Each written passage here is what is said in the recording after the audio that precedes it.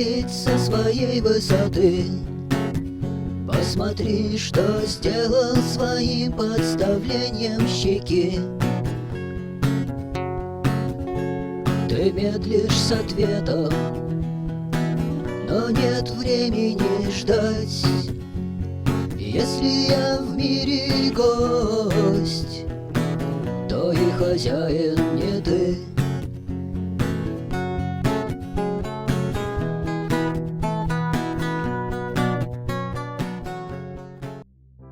Пусть я сижу на даче, закрывшись на замок от мира. Пусть не участвую в турнирах. Копье сломал, щит выбросил, плечо болит и ноет перед дождем. Пусть. Но идет другой, значит все в порядке. Заминки не было при смене караула. Пост сдан, пост принят.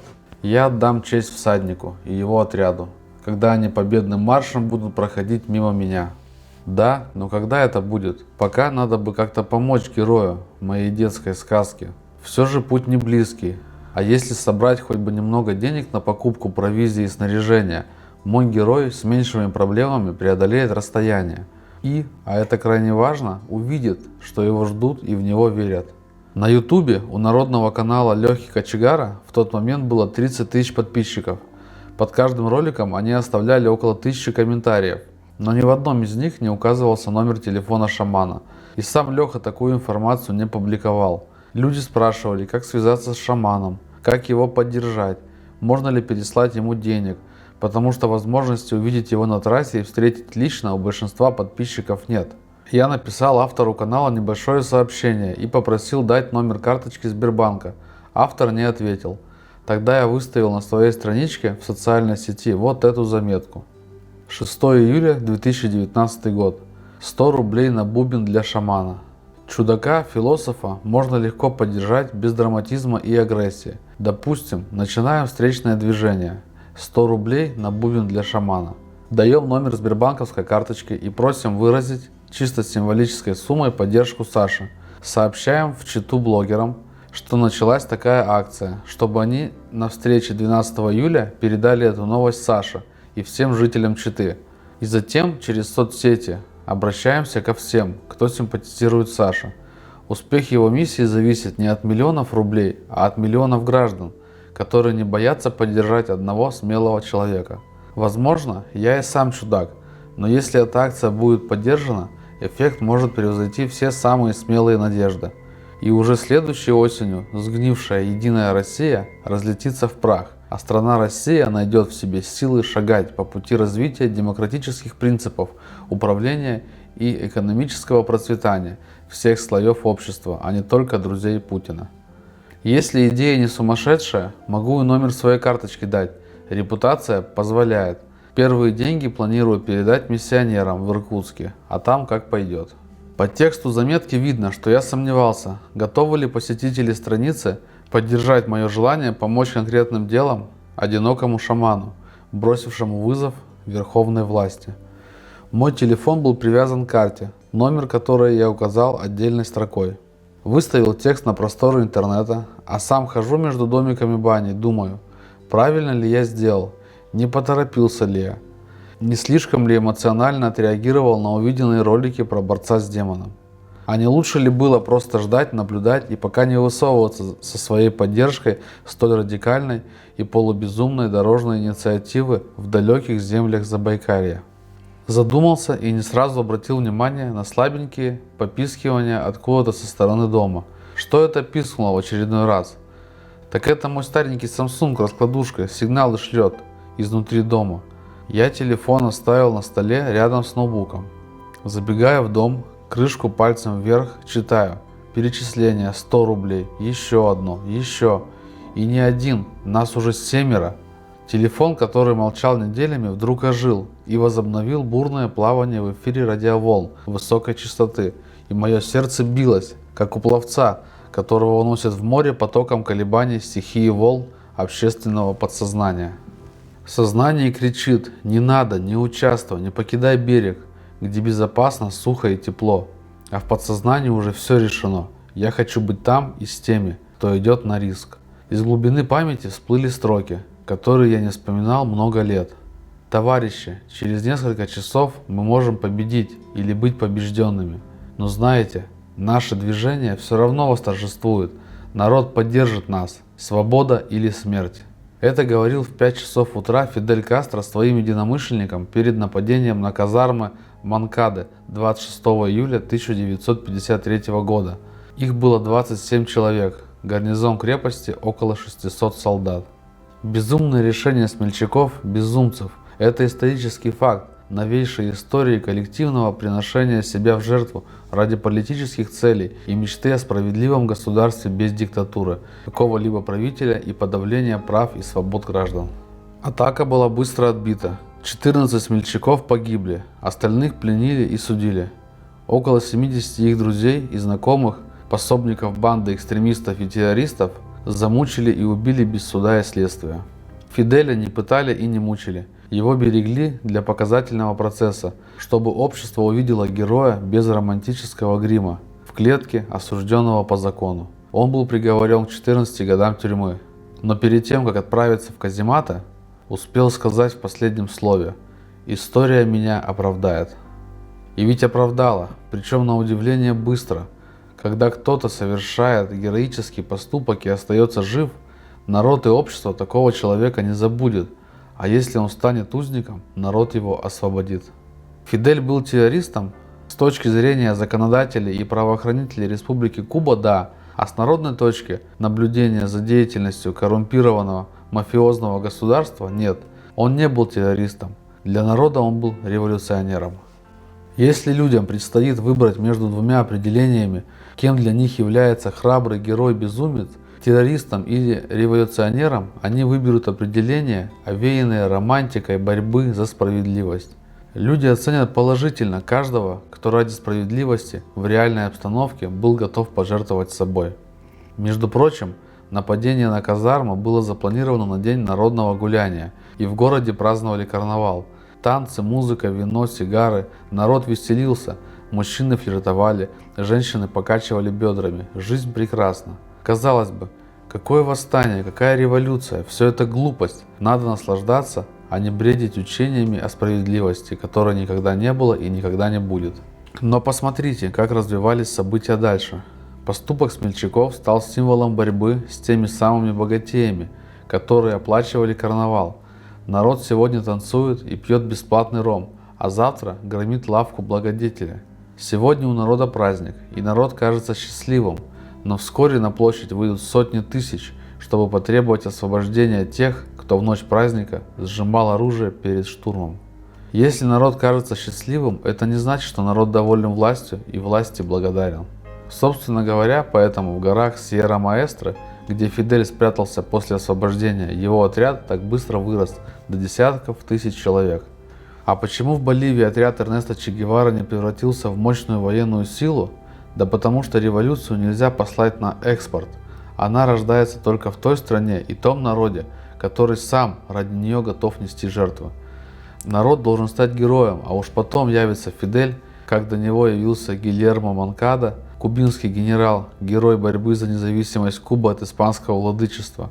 В честь генерала были названы казармы, которые штурмовал отряд Фиделя. Это был очередной бой за свободу, которую задушил диктатор Батиста, пришедший к власти после генерала-освободителя. У революции должен быть духовный смысл и символ борьбы. Никакая революция невозможна, ни национально-освободительная, ни религиозная, ни социальная, пока не ясен ее духовный смысл. А смыслом может быть только освобождение человека от гнета ненавистных ему правил жизни или чуждой веры.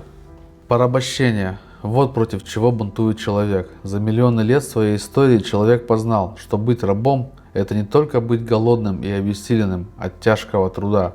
Это не состояние усталости, не грусть и не печаль.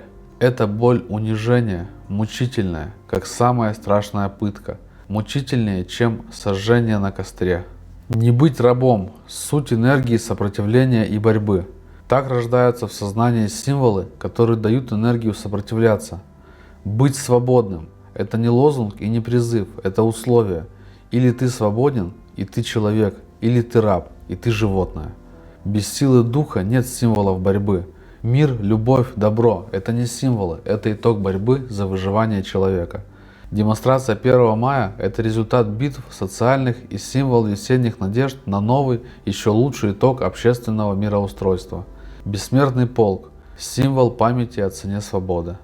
Памятники Ленину, которые продолжают стоять в каждом российском городе, это давно не символ почитания вождя пролетариата и не символ революции. Памятники Ленину вождю символизируют обратный процесс от свободы духа к обществу животных. Ленинские монументы – это не просто символический результат потери силы духа, они наглядный пример, как энергия революционных перемен ослабевает до уровня нуля.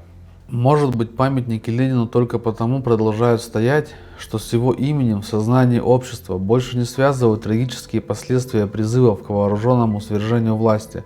Ленин для нынешней власти не опасен, он не зовет к свободе в стране, куда вернулся капитализм. Как быстро взбунтовавшееся общество можно вернуть в состояние общества рабов? Его учение потеряло привлекательность для поколения, видевшего вырождение генсеков. Верно учение или нет, какая разница, если жизнь вождя пролетариата уже не служит примером геройского поступка, неподкупной честности, благородства помыслов и величественного служения миру и добру. Умелый практик революционного переворота не успел увидеть переворот в сознании грядущих поколений. Он бы в гробу перевернулся, если бы у него был гроб, узнав о восстании власти олигархов и миллиардеров. Наверное, поэтому его и держат в мавзолее, чтобы не сотрясал землю деревянной крышкой гроба. Мумии не опасны, потому что в мумиях нет сердца. Мавзолей строят, чтобы сохранить важную информацию для потомков. Пирамиды и зиккураты – волшебные камни знаний. Какие знания хранит мавзолей Ленина на главной площади страны? Пускаю, что важно для человечества, но ни один жрец не проронит о них ни слова. Они не о душе, они о власти. Все мавзолеи и пирамиды – символы вечной власти. Не революции и перемены символизируют строгая геометрия углов и прямых линий, а законы сохранения власти по эту и по ту сторону мироздания. Не надо ставить памятник революционерам. До этого может додуматься только их противник, консерватор и контрреволюционер. Революционерам духа не кланяются и не поклоняются. Зачем стоит на городской площади каменная статуя Ленина? Затем, чтобы быть вечным караулом власти. Затем, чтобы пугать всех граждан ужасом эпохи перемен. Затем, чтобы боготворили не свободу духа, а камень устоявшихся традиций. Закладной камень, в который превратился человек. Его лицо ничего не олицетворяет для поколения вновь прибывших на планету после акта деторождения на рубеже тысячелетий. Стоит на городской площади каменный чел, голова в помете. Кто это? Спросят молодые люди. Ленин. Какой страшный. И больше никаких реакций. Поздравляю, вы надежно стерли из памяти политическое наследие теоретика и практика революционной смены власти, главного социального взрывотехника эпохи империализма. Братоубийство – вот чего боятся люди. Это слово – лексический символ ужаса в подсознании. Убийство брата – нет, никогда, ни в коем случае. Нет ни одной цели современной жизни, которая бы оправдала это преступление. Никакая справедливость не восторжествует, когда ради нее надо убить родного брата. Настало время унылого осознавания бессмысленности кровавых революций. За что приносить жертву? За то, чтобы после изгнания Батисты увидеть в кресле диктатора Фиделя Кастро? Глагол «изгнать» – в чем его смысл сегодня? Глаголом «сжечь» или «созидать»? Скрипеть зубами или улыбаться? Что в жизни ненавидеть и кого любить? Прощай, война, или прости, война. Брата мы убивать не будем, а братьев хоть 10 тысяч в любой стране, включая братскую. Ох, нелегко бывает определиться, ты за кого? За красных или за большевиков? Помните приморских партизан? Думаю, многих около 10 лет назад взволновало их воззвание. В нем были слова правды и героика борьбы одиночек против власти и государственной системы. То, что вы можете терроризировать свой народ, беззащитный и безропотный, который привык к унижениям, и ваша могучая так называемая империя, Российская Федерация, стоит целиком на алкоголизме, страхе и трусости. Однажды она рухнет, и вы вместе с ней в бездну свалитесь. И вы можете обманывать этих простолюдинов, которые рабской сущностью не могут разгадать вашу ложь. Вы не обманете Всевышнего, потому что Он видит все. Цитирую с небольшими сокращениями по расшифровке речи на видеоролике. Александр Ковтун. Вот буквально сегодня утром только мы вышли из окружения. Собственно, 3 суток нас хотели поймать милиционеры Кировского РОВД. Им это не удалось. Они вызвали подкрепление в 300 ОМОНовцев и 2 вертолета. Но ничего им не удалось. Мы их обвели вокруг пальца, как маленьких детей. 10 раз проходили мимо них, все посты ихние срисовали. Ихние собаки ничего не могли унюхать, потому что мы шли по речке, все как надо. Проползали в 10 метрах от них. И в итоге вот мы сейчас здесь. Добрались, поели, поспали, помылись, все нормально. Все в хорошем состоянии, бодрячком держимся. Вы говорите, что мы кого-то изнасиловали, чтобы отвернуть от нас народ, чтобы смуту посеять. Это же подло, это же ваши методы. Так никто не воюет. Воюет 300 человек против 6 пацанов. Не могли нас сломить, поймать. И вы хотите сейчас морально как-то нас защемить, говоря то, что мы кого-то изнасиловали. Но все нас хорошо знают, и никто в этот бред не поверит. Так что я не знаю эти подлые методы. Они вам вылезут со спины, поверьте. Александр Сладких. Запугивать – вот ваши методы. Запугивать только людей и все. Александр Ковтун. Ваши подлые методы, такие, как давить на родственников, все такое. Вот поверьте, мы такое никогда не использовали, потому что мы честные люди, а вы отребья. Поэтому мы будем с вами воевать до последнего, пока вы нас не убьете или пока мы не победим. Скорее всего, вы нас убьете. Все смеются. Мы вас не боимся, мы не боимся вас, знайте это. Если это видео до вас дойдет, то мы уже будем мертвы, наверное. Андрей Сухорада. Да, представляетесь там героями, а нам вы напоминаете шайку безродную. Я не знаю, дикари какие-то. Стоите везде на мостах, а мы возле вас ходим, плюем в вашу сторону. Вы ничего не слышите, ничего не видите. У вас под носом малолетки вас обводят вокруг пальца, а вы чувствуете себя героями, нарядились там. Александр Сладких. Как елки новогодние. Андрей Сухорада. Автоматы похватали. Александр Сладких. И народ будет на нашей стороне по-любому, потому что справедливость на нашей стороне. Андрей Сухорада. Мы уже победили. Мы победили в себе страх и трусость, которую вы никогда не сможете в себе победить. Да если бы у нас было такое оружие, как у вас, Александр Сладких, и 500 человек подготовленных, мы бы вас сломили бы. Андрей Сухорада. Да, вы бы ничего не смогли бы сделать. Вся ваша армия, вся ваша империя могучая была бы бессильна. Александр Сладких.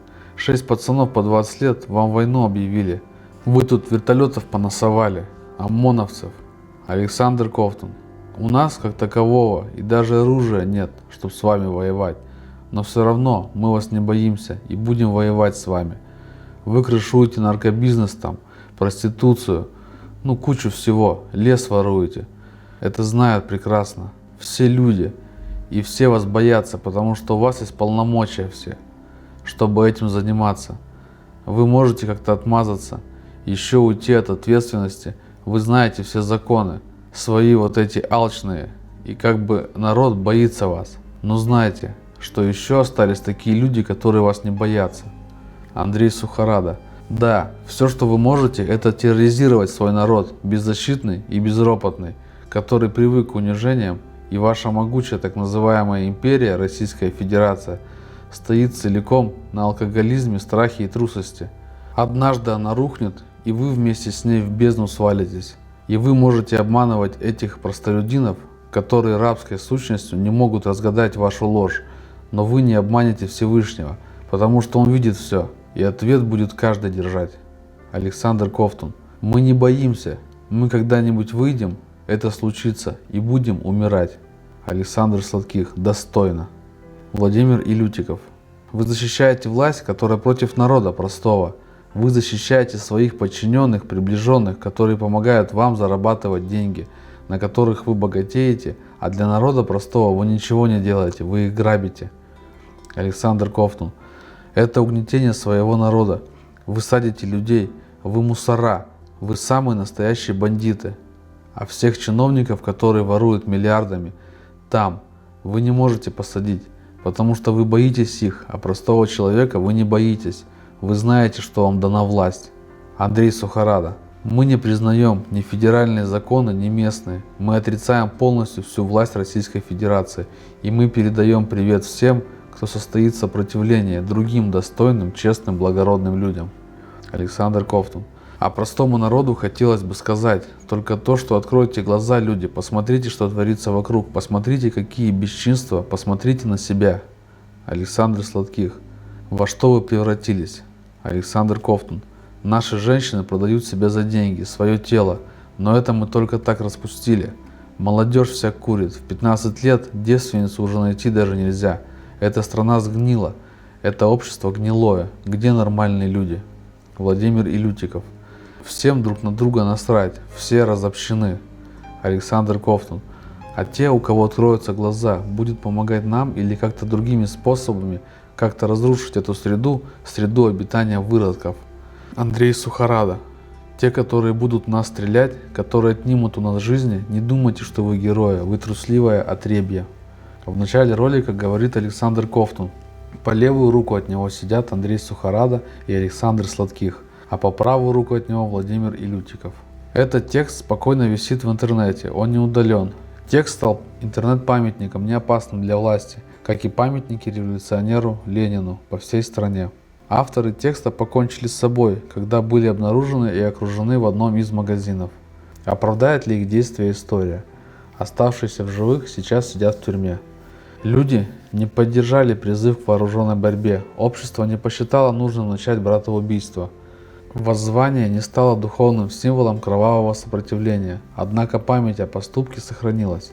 В комментариях к роликам о шамане несколько раз упоминались мельком приморские партизаны. Народ хранит память о Стеньке Разине, хотя он был крайне жесток и не совсем морально благодарен в семейной жизни. Народ помнит Пугачева, хоть тот и врал о своем царском происхождении. Восставших помнят, но редко следуют их примеру. Рабство – привычная форма жизни большинства. Тем более, что карнавалы по всему миру устраиваются регулярно, а хочется сражаться и умирать за идеалы лишь единицам в глухих районах или в тех странах, которые сами как глухой район планеты. Я, например, когда следил за действиями приморских партизан, испытывал душевное волнение, одновременно с ощущением, что это происходит не в моей стране. Далек от них я был не только географически, я был далек от мысли, что надо поддержать вооруженную борьбу. Мне в голову такое не приходило, да и не могло прийти. Оружие бессильно мне помочь. Как и многим другим мужчинам, мне иногда хочется взять в руки автомат. Но радость мести не моя радость. Это горе для меня не менее тяжкое, чем горе от потери близких.